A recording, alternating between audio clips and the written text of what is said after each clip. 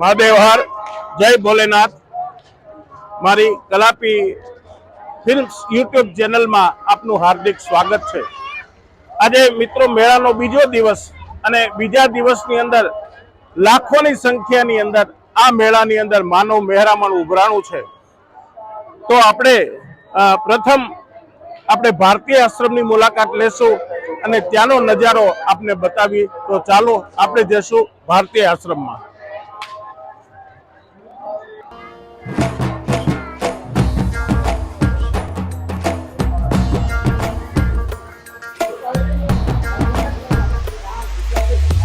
મિત્રો આ ભારતીય આશ્રમની અંદર પ્રવેશતા જ આપણે જોયું કે અહીંના સેવકો અને બાપુ દ્વારા સરસ મજાનો લાઈવ ભજીયાનો પ્રોગ્રામ ચાલુ છે અને હજારોની સંખ્યામાં એ લોકો એનો લાભ લઈ રહ્યા છે। અહીંયા ગરમમાં ગરમ ભજીયા અને ચટણી અહીં પીરસવામાં આવે છે। સામી જગ્યાએ છાશ અને પાણીની પણ એમના માટે સરસ મજાની સુંદર વ્યવસ્થા કરવામાં આવી છે અને આ બધા સ્વયંસેવકો મિત્રો જે છે એ એમની સેવા બજાવી રહ્યા છે।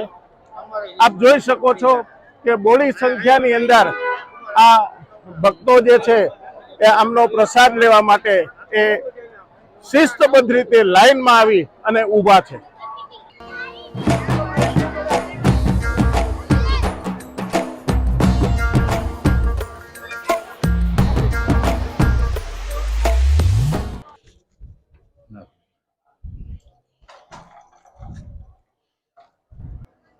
મિત્રો આ ભારતી બાપુનો આશ્રમ હરિહરાનંદ બાપુના આપણે દર્શન કર્યા, પણ એમની નાર તંદુરસ્ત તબિયત હોવાને કારણે આપણે એમનો ઇન્ટરવ્યૂ, એમનો સનાતની શુભ સંદેશ છે એ આપને હું કાલે આપીશ। બાપુની તબિયત થોડીક નરમ છે, એની હિસાબે એને તકલીફ છે। તો આ જે આશ્રમ જે છે રાત્રિમાં ભજન ભોજનનો કાર્યક્રમ થાય છે અને સાધુ સંતો જે છે એ હજારો સાધુ સંતો અહીંયા પધારે છે।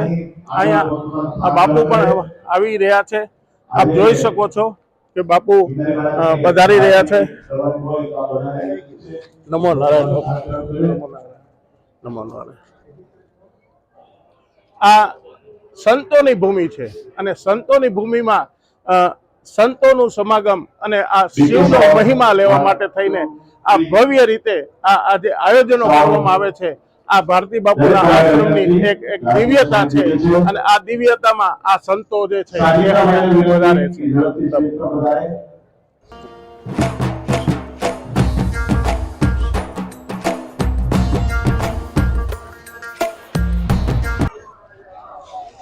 મિત્રો આ સનાતની હિન્દુ ધર્મનો મેળો એટલે શિવરાત્રીનો મેળો અને આ મેળામાં શિવરાત્રીની મધ્યરાત્રિએ એટલે 12 વાગે જે નાગા સાધુઓની જે રવાડી નીકળે છે એ આ નાગા સાધુઓ આ જુનાગઢની અંદર વર્ષોથી અહીંયા આવે છે અને મૃગીકુંડમાં એવો સ્નાન કરે છે। તો આપણે આવા સંતો કયા રૂપમાં હોય એ આપણે જાણી શકતા નથી, તો આપણે એવા સંતોના આશીર્વાદ લેશું। નમો નારાયણ બાપુ, મહાદેવ હર। તો આવી વિરલ વિભૂતિઓ અહીંયા બિરાજમાન છે અને શંભુને પ્યારું એટલે રુદ્રાક્ષ અને રુદ્રાક્ષ બાબા પણ અહીંયા બિરાજમાન છે। તો આ બધા જે સંતો જે છે એ સંતો આ અલખની ધૂણી ધખાવી અને અહીંયા આ શિવરાત્રીના મેળામાં આવે છે। બમ બમ ભોલે, બમ ભોલે। મિત્રો સાધુ ની પાસે શાસ્ત્ર પણ હોય અને એમની પાસે શસ્ત્ર પણ હોય। બાપુ શસ્ત્ર અને સાધુ આ શસ્ત્ર પણ રાખે છે અને શાસ્ત્ર પણ રાખે છે। એટલે ધર્મનો જે પ્રચાર કરવા માટે આ સનાતની આ જે નાગા સાધુઓ જે છે એ જે દેશને જરૂર પડે ને તો મિલિટરીને પણ હટાવી અને આ લોકો એ એક બાજુ ઉભા રહે એવા છે। તો આ બાપુએ શસ્ત્ર પણ રાખ્યું છે અને એમની પાસે શાસ્ત્ર પણ છે। બાપુ આશીર્વાદ આપી દે। हर बीमारी का दवा होता है बाबा के।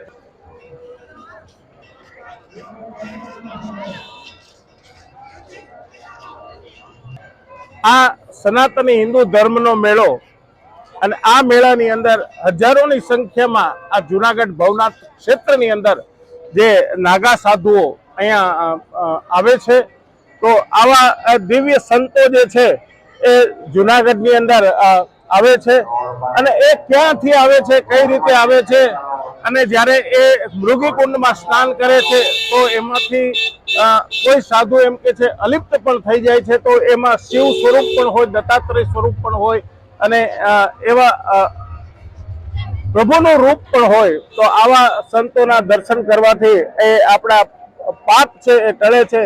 અત્યારે તો મહાકુંભ ચાલી રહ્યો છે, એ મહાકુંભમાં જો ડૂબકી ન મારી હોય તો આવા સંતોના દર્શન કરી લઈએ ને તો પણ પાપ હરી જાય છે એમ કહેવામાં આવે છે. બાપુ નમો નારાયણ.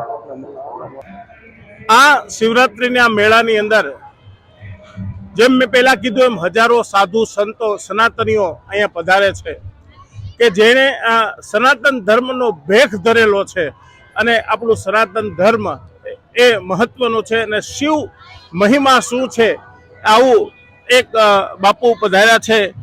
બાપુ, ક્યાંથી આપનો પૂરો પરિચય અને આપની વિગત અહીંયા અમને જણાવશો? હું બટુક મોરારી રામકથાકાર. અમારું બનાસકાંઠામાં વાવ થરાદ ગામ છે અને હું 40 વર્ષથી અહીંયા આવું છું. પણ ટૂંકમાં ભગવાન શિવની આપને મહિમા કહું કે ભગવાન શિવજી 4 મહિના પાતાળમાં હોય છે, એટલે શિવરાત્રીના દિવસે પોતે 12 વાગે દત્ત ભગવાનના પગલા પૂજવા માટે આવે છે. એ પહેલા 33 કરોડ દેવી દેવતાઓ સૂક્ષ્મ રીતે એમની રાહ દેખે છે.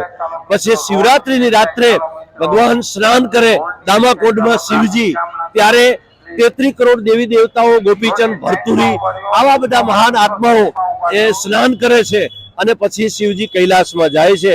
એટલા માટે ગિરનારમાં ગુરુદત્તના પગલા પૂજવા પહેલા શિવજી પણ આવે છે. આ મહિમા છે ગિરનારનો, આ ગાથા છે ગુજરાતની. આખા વિશ્વને અહીં આવવાથી 7 ભાવના પાપ બળીને ખલાસ થાય. જય ગિરનારી.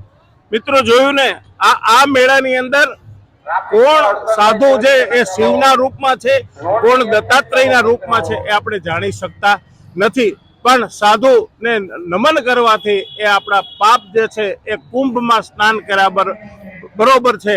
બરોબર ને બાપુ? અને એ પણ હું કહું છું કે આજના યુગમાં જે મીડિયા માધ્યમ છે એમાં અમારા કલાપી ફિલ્મ્સ મેળાની અંદર ફરી ફરીને જે આ મેળાને 4 ચાંદ લગાવી રહ્યા છે આ માધ્યમ દ્વારા, એ બદલ એમને પણ લાખો લાખો ધન્યવાદ આપું છું. ધન્યવાદ, ખૂબ ખૂબ ધન્યવાદ.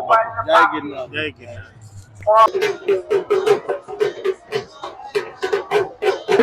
આજે આ શિવરાત્રીના મેળામાં ફરતા ફરતા ખાખી મઢીના બાપુ મળી ગયા અને એમના દર્શનથી અનેક લાભો મળ્યો. બાપુ નમો નારાયણ. અવારનવાર બાપુ એ સનાતની હિન્દુ ધર્મ માટે ખૂબ પ્રચાર કરે છે અને સનાતન આપણું જે છે એ સચવાઈ રહે એ માટે બાપુના ખૂબ પ્રયત્નો હોય છે. તો બાપુને કહેશું કે આજના આ મેળા વિશે 2 શબ્દ કહેશે. જય ગિરનારી, જય ભવનાથ. આપને જણાવતા ખૂબ આનંદ થાય છે કે અમારા જે મિત્ર છે, વડીલ બંધુ, કયાપી ફિલ્મ, કયાપીને વિષયમાં જેટલું કહીએ એટલું ઓછું છે. એના ઉપરથી ચેનઈ સાહેબે ચાલુ કર્યું છે અને જ્યારે 2025ના મહાકુંભ પ્રયાગરાજના પૂર્ણ થયા હોય ત્યાર પછી મહાશિવરાત્રીના મેળા ભવનાથ દાદામાં પ્રારંભ થયા છે.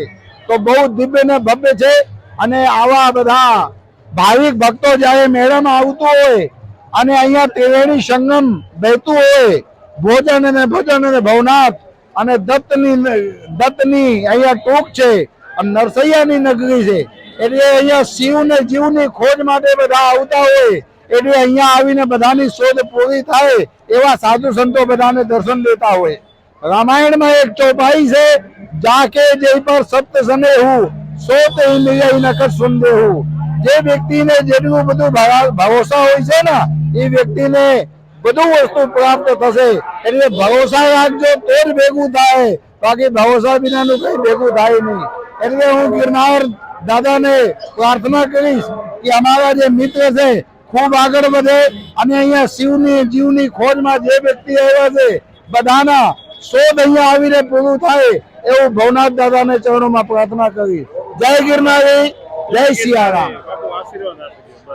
આપણે અગ્નિ અખાડામાં મુક્તાનંદ બાપુની જે જગ્યા જે છે અને અહીંયા મુક્તાનંદ બાપુ અને એમના દ્વારા અન્નક્ષેત્ર શિવરાત્રિનો મેળો હોય, પરિક્રમા હોય કે કોઈ પણ ધાર્મિક કાર્ય હોય ત્યારે મુક્તાનંદ બાપુ દ્વારા આ જગ્યા ઉપર અહીંયા અન્નક્ષેત્ર એ હંમેશને માટે ચાલુ રાખવામાં આવે છે. આજે મુક્તાનંદ બાપુ હાજર નથી એટલે દર્શન નથી થયા, પણ બીજા અનેક સાધુ સંતો જે છે એ આપણે જોશું. અને આ અન્નક્ષેત્રની અંદર હજારો ભક્તો એ ભોજન પ્રસાદ લે છે. નમો નારાયણ. આપણે સાધુ સંતોના દર્શન કરીશું.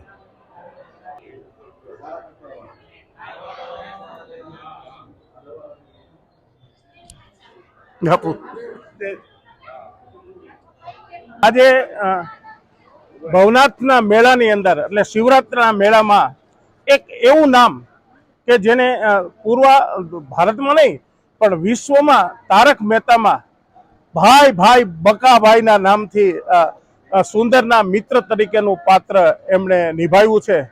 પણ મેં એમની એક વાત, એમનું ઇન્ટરવ્યૂ સાંભળ્યું છે અને એમાં એમને અફસોસ પણ એટલો કરેલો છે કે આ સુંદરનું જે એના મિત્રનું જે પાત્ર છે ને એ પાત્ર એમનું નહોતું, પણ મોડા પહોંચ્યા છે. ખરેખર સુંદરનું પાત્ર ભાઈ ભાઈને મળવાનું હતું, પણ આજે અત્યારે એને ગુજરાતની અંદર, મહારાષ્ટ્ર, ભારત, વિદેશમાં આ જે તારક મહેતા જે સિરિયલ છે આ સિરિયલની અંદર એને ડંકો વગાડી દીધો છે. એટલે આ આપણું ગુજરાતી ઘરેણું કહેવાય. તો હું એમને કહીશ કે આ શિવરાત્રિના મેળામાં આવ્યા અને આ મેળામાં આ અમારી નહીં પણ આપણી આ જે ગુજરાતી જે પ્રજા જે છે એના વિશે આપનું શું કહેવું છે ને આપને મેળો કેવો લાગ્યો છે? ભાઈ ભાઈ બકાભાઈ કેમ છો પાર્ટી? હું એટલે કે તારક મહેતા ફાર્મ બકા પાર્ટી. આજે જુનાગઢના મેળામાંથી લાખો માણસો અહીંયા આજે હર ગિરનારી હર ભોલે જય ગિરનારીના નારા સાથે અમારા પરમ મિત્ર શનિ એવા રમેશભાઈ મહેતા અને કોણ ના ઓળખે. એટલે હું તો એટલું જ કહીશ કે આ ગિરનારના મેળામાં બધા સુખ શાંતિથી ભોળાનાથની હવને આ બાપાની દયા રહે. હું એટલે કે તારક મહેતા ફાર્મ બકા પાર્ટી અને રમેશભાઈ મહેતાને થેન્ક યુ કહીશ કે મને એ લાયક ગણી મારું ઇન્ટરવ્યુ લીધું. ભાઈ ભાઈ જય ગિરનારી. કેમ છો? કે ખાલી બકાભાઈ એટલે તારક મહેતા, તો એ આ પ્રેક્ષકો પણ આમ જે મેળામાં આવેલા છે એ લોકો પણ અહીંયા એમને જોવા માટે જો ભાઈ ભાઈ ભાઈ ભાઈ ભાઈ ભાઈ ભાઈ ભાઈ ભાઈ ભાઈ ભાઈ ભાઈ ભાઈ